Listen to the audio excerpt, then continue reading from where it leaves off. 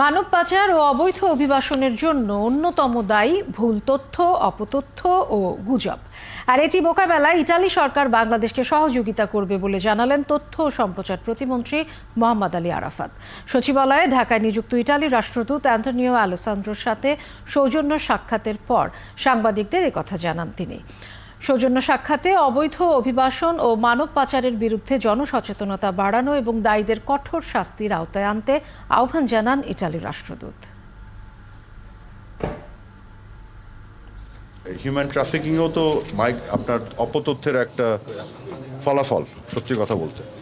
হ্যাঁ, তো এই ধরনের ফলাফলের মধ্যে যাতে মানুষ না পড়ে। আসলে অপতথ্য কিন্তু এটা শুধু রাজনৈতিক বা দলীয় রাজনীতির বিষয় না, এটা কিন্তু সমাজে বিভিন্ন স্তরে সাধারণ মানুষ অনেকেই অপতথ্যের শিকার হয়ে বিপদে পড়ে। গ্রামে গঞ্জে নারী, শিশু, বাচ্চারা অনেকে অপতথ্যের শিকার হয়ে বিপদে পড়ে।